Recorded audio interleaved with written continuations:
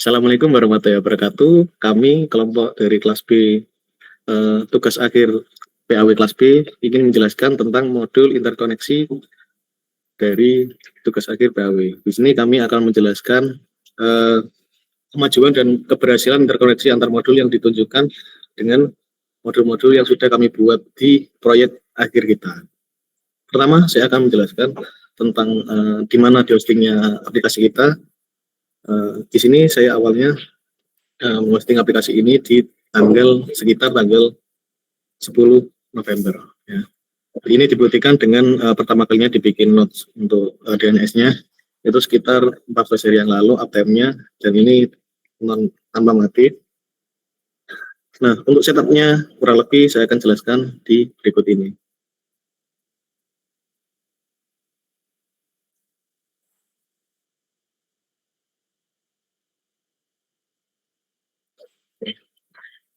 Hal awal yang perlu di setup adalah karena kita bikin proyeknya ini dengan skema kita sendiri, maka kita harus memperhatikan spesifikasi yang kita perlukan terlebih dahulu. Untuk tahapannya saya perlukan beberapa hal yang dibutuhkan dalam aplikasi kita. Yang pertama pastinya adalah sebuah server. Server ini kita pakai Nginx. Kemudian untuk database-nya kita pakai MySQL aja. Nah, nanti semua ini akan di-build atau di running dalam sebuah kontainer yang berbeda. Ini di sini ada kontainer 1, kemudian di sini ada kontainer 2 untuk Nginx. Nah, di sini nantinya ini saya akan lihatkan langsung di Docker Compose-nya. Nah, di dalam sini app itu akan di running dalam kontainer app ini namanya. Nah, dia menggunakan PHP 8.2. Ini saya build dulu. Kenapa? Karena kita perlu menginstal sebuah ekstensi untuk database-nya. Nah, ini sekalian untuk modul database-nya saya menggunakan MySQLi dan juga PDO MySQL. Walaupun yang saya butuhkan sebenarnya MySQLi saja. Kemudian untuk setup selanjutnya yaitu tentang web servernya, kita pakai Nginx, yang dimana Nginx-nya itu ini saya buat kontennya Nginx web. Saya buka portnya di port 8080 yang nantinya kita akan ekspor keluar ke domain. Nah, konfigurasinya seperti apa? Nanti seperti ini, karena app kita ada di direktori yang sama dengan konfigurasi. Nah, jadi si direktori utama akan menjadi sebuah laman untuk main app-nya. Nah, di sini kemudian konfigurasi Nginx saya taruh di config di sini. Jadi ini adalah konfigurasi Nginx serta redireksi ketika menuju halaman-halaman lain dia akan menuju ke halaman index PHP. Itu saya akan parsing ke sini. Volumes di bagian Nginx container. Kemudian database-nya kita setting MySQL 8.0, kemudian saya buka port 3306 dan nanti akan diekspor keluar melalui VPS-nya. Nah, volumes-nya kita buat DB data. Kenapa? Karena kalau ini volumes kita nggak pakai, maka ketika kontainernya kita matiin, hilang datanya. Makanya kita taruh di dalam volumes, supaya mau di down atau di apapun, dia tetap ada volumenya, tetap ada datanya. Networknya jadi satu. Nah, kalau network jadi satu ini kenapa? Karena kita ingin defense lewat network aja. Nanti koneksinya, misal kalau dikoneksi di sini kan kita pakai environment, nah di sini kan kita pakai localhost. Nah, kalau dia depends as network, kita tinggal panggil nama kontainernya aja. Nanti hostnya akan menjadi sebuah nama kontainer saja. Begitu pula dengan settingan environment, kita buat sebuah settingan environment saja seperti ini. Contoh konfigurasinya ada Google Client ID, ini digunakan untuk Google Login nantinya. Google Client Secret juga, redirect URL ini juga untuk Client ID. Dan kemudian ada beberapa environment yang kita perlukan. Setiap environment akan menyatukan ke dalam variabel-variabel yang diperlukan di baik sisi development atau production. Seperti itu. Kemudian untuk running production-nya adalah menggunakan CI/CD dari GitHub Action. GitHub Action sendiri dibikin cukup simpel. Pertama, yang dibutuhkan adalah sebuah deployment yang dilakukan ketika management ini melakukan perubahan. Ya, contohnya push Di sini saya definisikan push. Jadi ketika branchment di push, nanti dia akan deploy menggunakan kontennya Ubuntu latest, ya Ubuntu terbaru. Dia akan nge-check out semua kode, kemudian dia akan nge-setup. Ini saya buatkan private key. Private key ini digunakan untuk menghubungkan si GitHub Action dengan menggunakan SSH private key. Saya taruh di secret. Known host juga saya taruh di secret. Known host ini buat apa? Buat karena ini supaya hostnya itu udah diketahui. Karena kalau SSH itu kalau nggak diketahui dia akan muncul prompt yes dulu. Nah itu kita mau otomatisasi saja, jadi kita taruh known host di sana. Kemudian di sini setup SSH-nya, private key dan known host-nya. Kemudian di sini cara deploy-nya cukup simpel, tinggal masuk ke directory, git pull, counternya di restart gitu aja. Nah disitulah kita berhasil hosting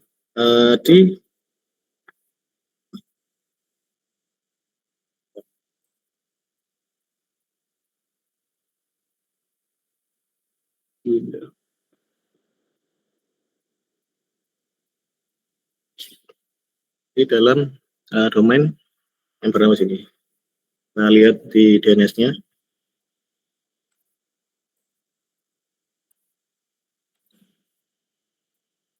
Nah kita berhasil menghosting di PAW gajahweb.txt dari port 8080. Nanti udah nanti. Cukup itu untuk teknologi metode deployment-nya. Untuk selanjutnya saya akan lanjut ke anggota tim yang lain.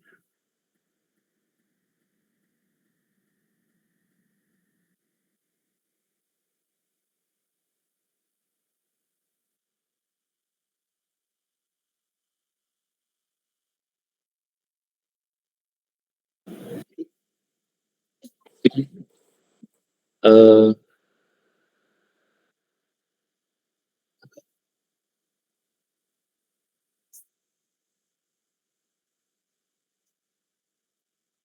Oke, selanjutnya saya akan menjelaskan halaman homepage pada website Laundry yang sudah kami buat.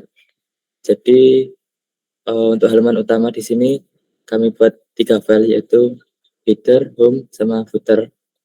Jadi halaman homepage pada website Laundry di sini itu sebagai halaman utama bagi pengguna untuk melihat informasi penting terkait yang ada di layanan Laundry.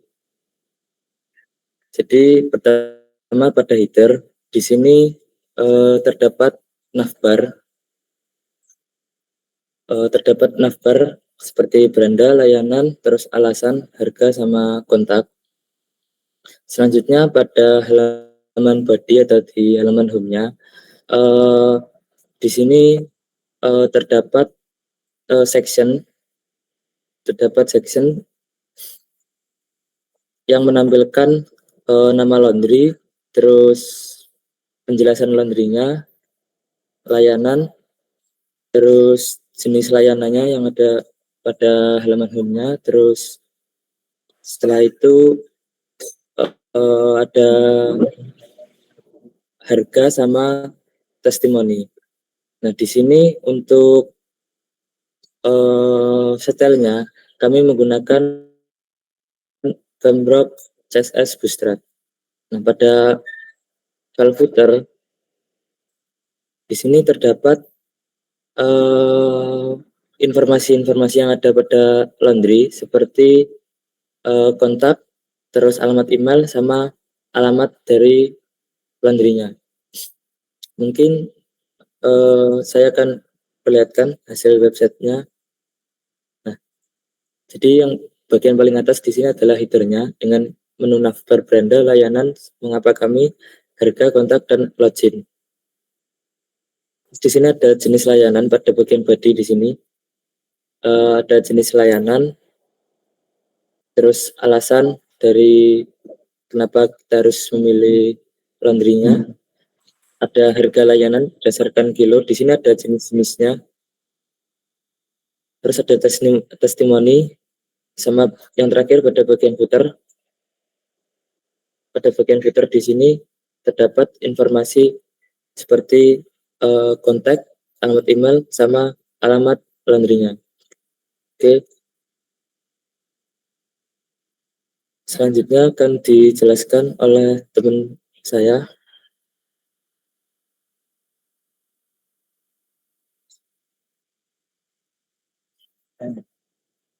Oke, di sini saya akan menjelaskan bagian user transaksi untuk membuat pesanannya. Pertama-tama untuk halaman di home-nya itu terdapat sebuah menu login, yang mana menu login ini akan memberikan tampilan untuk login by Google. Nah, ini saya coba untuk mengaktifkan loginnya. Nah, ini memilih akun yang sudah tersedia. Di sini saya mencoba untuk akun yang ini.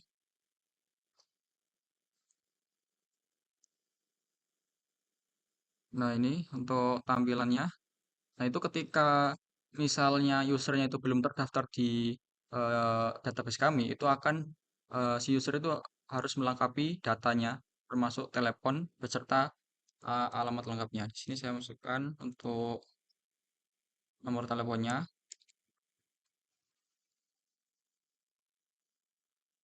Nah, di sini tampilan dari dashboard user untuk membuat pesanan laundry.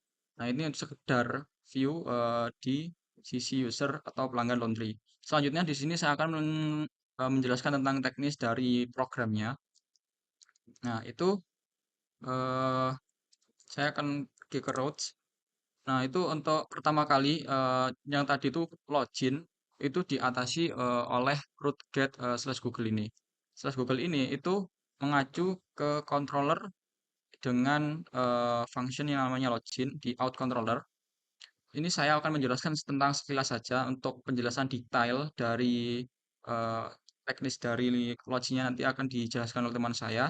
Itu untuk menampilkan halaman login yang tadi itu diatasi oleh function login ini yang akan melakukan header ke location URL-nya. Seperti itu. Kemudian untuk proses dari eh, loginnya itu akan diatasi oleh function callback di sini.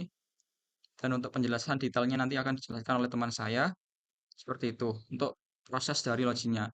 Selanjutnya di sini saya akan menjelaskan tentang konsep bagaimana user itu bisa membuat sebuah pesanan. Nah, itu sini saya mendaftarkan terlebih dahulu untuk routes-nya. Untuk routes-nya itu di user itu pelanggan di indeks itu untuk menampilkan sisi tampilan ini. Untuk tampilan itu tuh diatasi di routes user slash dashboard itu letaknya di kita pergi ke out controllernya. Sorry maksud saya di user controller ya. Nah, itu diatasi di indeks. Indeks itu di sini saya mengambil pesan model. Model ini sudah saya buat yang mana model ini bertujuan untuk berkomunikasi dengan sisi database. Itu di user models. Sini saya sudah mendefinisikan apa saja yang perlu dilakukan. Di sini indeks itu akan melakukan return ke view yang namanya itu dashboard user, yang mana dashboard user itu mengacu kepada file ini, yang seperti pada layar tampilan ini menampilkan tampilan ini. Nah, kemudian di sini tuh saya eh, mendefinisikan sebuah objek yang namanya pesanan model, yang mana pesanan model itu mengacu kepada user model. Sorry, maksud saya pesanan model di sini. Di sini pesanan model. Nah, untuk pertama kali saya itu mendefinisikan public function con yang berkomunikasi dengan koneksi. Kemudian untuk mendapatkan cucian dari usernya, sisi usernya nanti itu saya akan melakukan query select bintang from ke label cuciannya seperti itu dan mengembalikan dengan array asosiatif. Kemudian untuk mencari berdasarkan ID itu menggunakan find cucian by ID. Kemudian nah di sini itu ketika user membuat sebuah pesanan, di sini saya menyimpan beberapa parameter mulai dari ID usernya, kemudian ID cuciannya, serta berat dan harganya. Seperti itu. Nah, itu kemudian nanti dimasukkan ke tabel pesanan dengan membawa kolom-kolom yang sudah saya definisikan tadi. Nah, kemudian setelah membuat pesanan itu saya melakukan menampilkan untuk pesanan yang sudah dilakukan oleh si usernya. Di sini saya untuk coba ya untuk melakukan pesanan. Itu misalkan di sini untuk pilihan jenis layanan itu saya pilih yang ini. Kemudian untuk perkiraan berat itu sebenarnya user itu bisa melakukan pengisian itu eh, terserah user, tapi nanti tetap juga diverifikasi. Misal untuk beratnya itu saya kosongkan saja. Kemudian di sini saya akan membuat pesanan.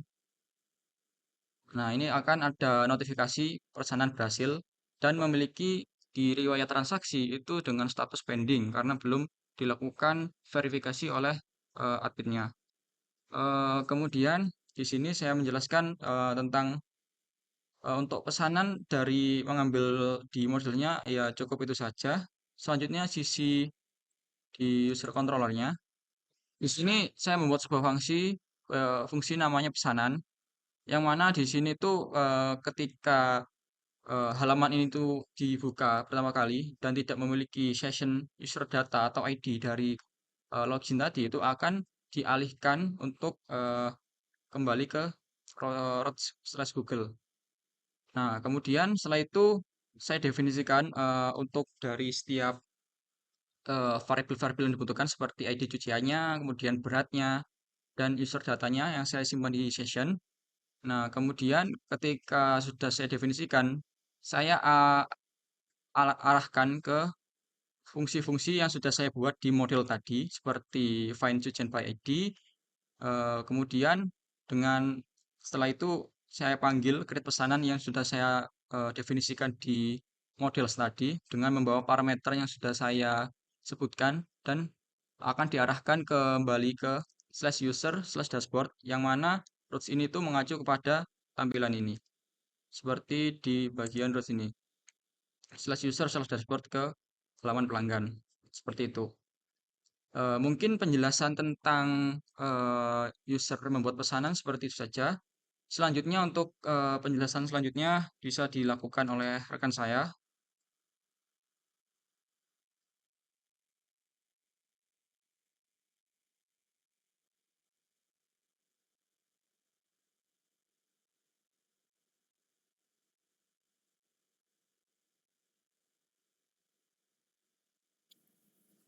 Baik, di sini saya akan menjelaskan tentang tadi yang dijelaskan tentang saya, yaitu login menggunakan OAuth, menggunakan by Google. Nah, di sini saya akan menjelaskan mekanisme teknisnya seperti apa. Nah, sebenarnya kalau kita lihat dari kacamata API-nya Google, si login by Google itu sendiri menggunakan beberapa metode, termasuk juga yang kita gunakan adalah metode REST API aja.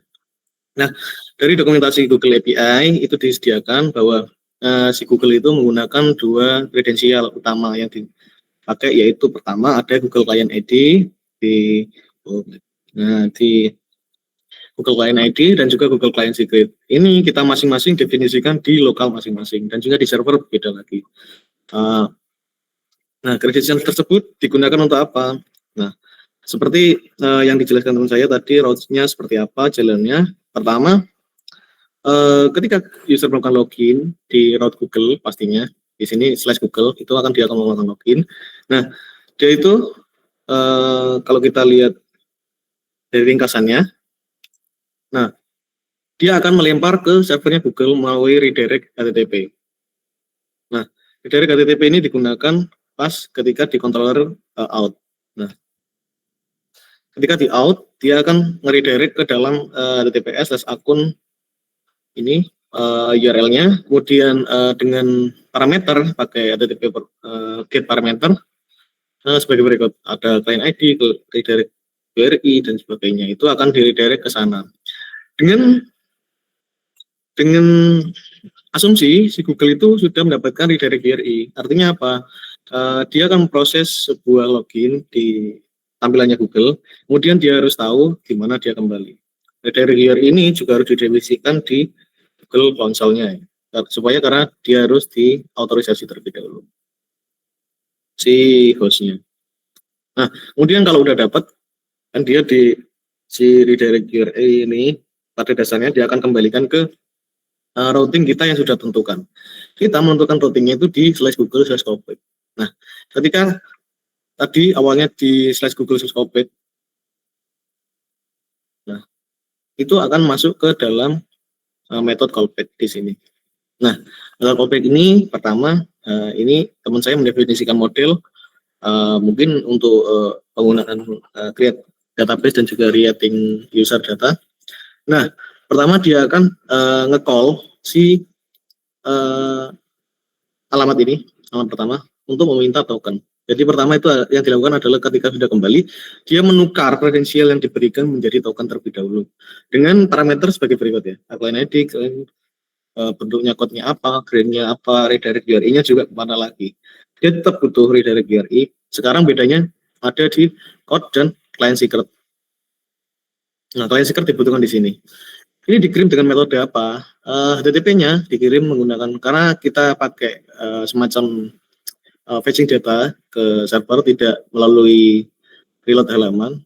Nah, kita menggunakan curl option. Kita menggunakan metode curl yang sudah di-handle oleh PHP. Nah, curl ini di sini didefinisikan menggunakan metodenya post. Kemudian post fields-nya ini adalah body, kalau dia body-nya itu jadi data ini yang kita definisikan di atas. Kemudian si curl ini return transfer, artinya dia akan mengembalikan sesuatu ke sini.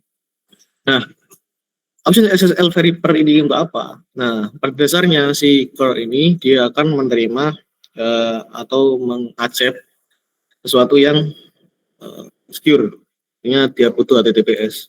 Walaupun sebenarnya si alamat kita sebenarnya sudah HTTPS, cuman kalau dijalankan di VPS-nya belum menggunakan kredensial SSL yang benar. Kita perlu mengkonfigurasi lagi untuk SSL-nya, makanya di sini kita bypass saja SSL verifier-nya, kita matiin jadi false, dan juga verify host-nya juga jadi false.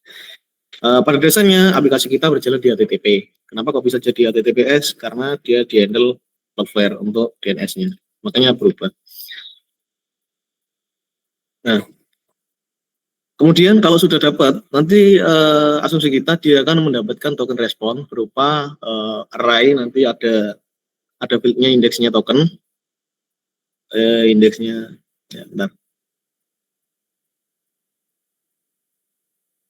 Tinggal exit session decode, habis itu kita minta, nah ini indeksnya address token.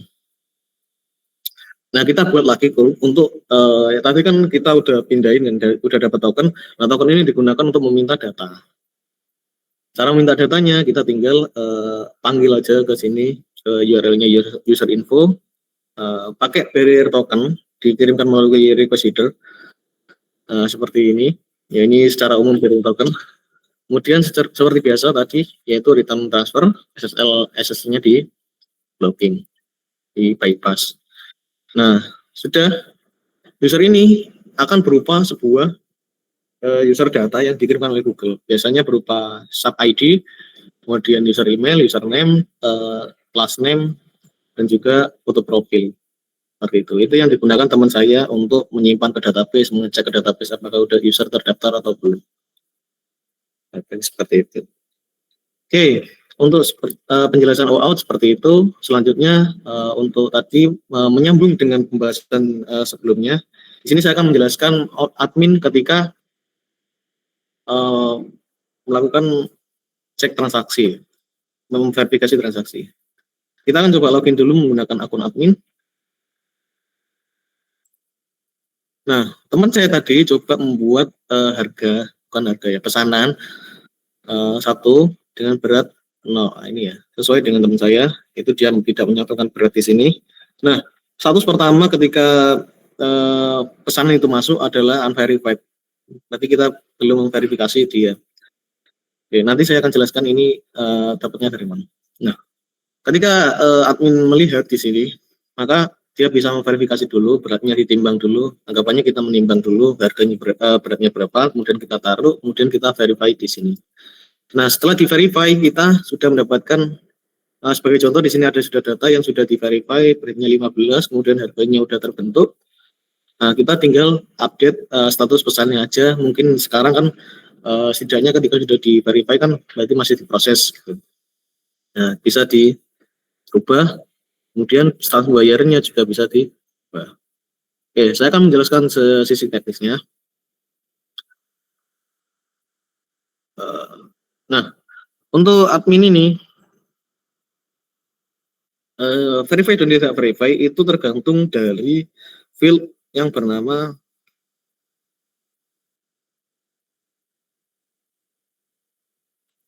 di pesan ini, tergantung field yang bernama verified ya. Jadi kita ada field verified yang artinya dia sudah diverifikasi atau belum. Letaknya di mana? Untuk admin ini ada admin pesanan, slash admin pesanan, masuk ke admin controller, dia ke pesanan. Nah, pesanan awal dia akan return datanya pakai modul get pesanan. Nah, get pesanan ini akan mengambil data dari pesanan, kemudian kita joinkan dengan tabel user, kita ambil nama usernya juga, data usernya juga, kemudian saya ambil juga data cuciannya. Nah, di situ dia akan ambilin semua, dan juga ketika itu data itu mengandung field yang belum verified, maka dia akan muncul verified. Kalau kita coba update ini harganya, misal 10 kg beratnya maksudnya. Nah, dia akan sudah menjadi pending. Nah, ini harganya sudah ditentukan sesuai dengan tabel harga yang sudah kami tentukan. Tabel harga ini sudah kami tentukan di dalam tabel cucian. Nah, untuk user update nanti tinggal di update status pesanan, kita bisa mengubahnya menjadi beberapa sini. Menjadi lunas. Mekanismenya seperti apa? Untuk update berat itu dia akan mengambil ID pesanannya, kemudian beratnya berapa, nah dia akan mengambil model update berat. Nah, ini digunakan untuk update SQL. SQL sintaksisnya seperti update pesanan, set beratnya, harganya, dan juga verified-nya sekarang menjadi 1. Kemudian untuk update pesanan, ini update pesanan itu adalah yang aksi yang seperti ini.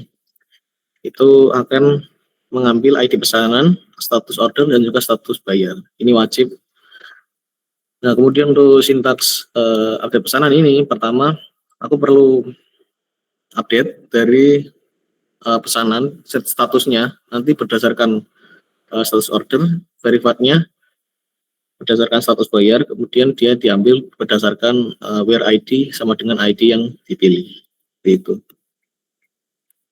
Cukup dari saya sampaikan. Selanjutnya akan dijelaskan lagi oleh anggota tim yang lain.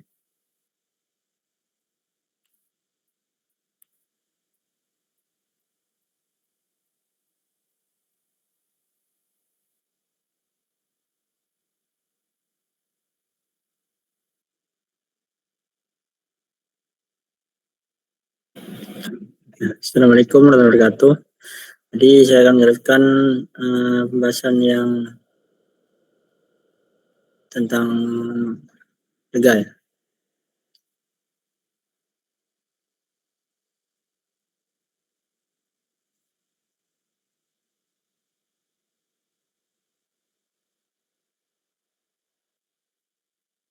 Jadi di sini ada master harga untuk mengelola harga yang ada di layanan. Jadi di sini ada master harga dan jenis layanan, dan bisa atur opsi layanan seperti cuci kering, cuci basah, dan sebagainya. Yang akan muncul di menu pelanggan, dan ada tambahan juga untuk menambahkan layanan. Seperti di sini ada nomor, jenis layanan, harga dasar, estimasi selesai, dan aksi. Kemudian di sini juga untuk pemasukan data layanannya sesuai dengan ID, nama, harga, dan sebagainya. Dan kemudian di sini juga ada tambah jenis layanan, seperti masukkan jenis cuci kering, cuci basah, dan nama kode dan harga per kilogramnya, estimasi, dan ada opsi untuk batal dan simpan. Kemudian di sini juga ada edit layanan dengan nama, kode, jenis, dan harga, estimasi, dan sebagainya. Kemudian bisa pilih untuk batal atau ada perubahan. Yang mana di sini master harga ini sudah di routing di sini. Untuk kontrolnya juga di sini untuk masuk ke bagian admin kontrol PHP. Kemudian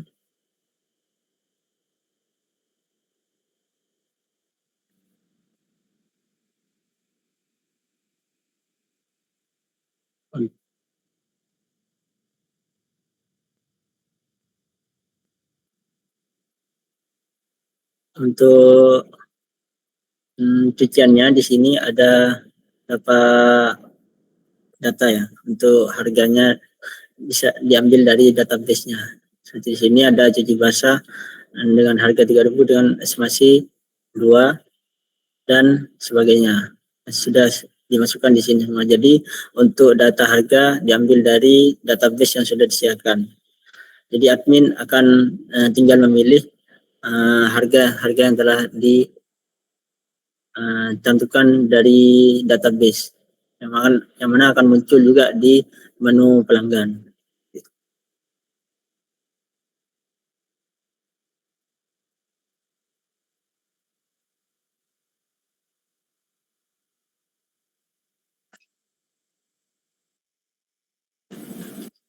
Oke, di sini saya akan lanjutin dari teman saya. Di sini sebentar, perkenalkan dulu, nama saya Muhammad Andri Firmansyah dengan NIM 24139. Di bagian sini saya akan menjelaskan pada bagian logout. Bentar, sorry. Oke. Bentar. Oke. Sini pada bagian logout. Nah, anggap aja di sini kita sudah melakukan login. Lalu bagaimana sih user kalau seandainya kita klik logout? Lalu di sini kita coba klik logout.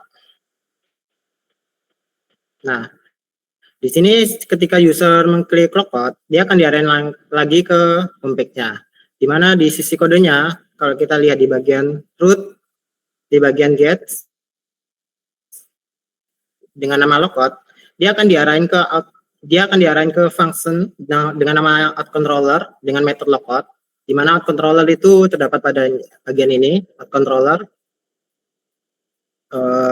Nah, bisa kalian lihat sendiri di sini out controller dengan metodenya, di mana metodenya itu bernama logout. Nah, di mana di function logout ini berisi tentang session start yang akan melakukan eksekusi session outset dan session destroy untuk eksekusi dari menghapus semua session yang ada. Dimana setelah itu dia akan di redirect ke slash.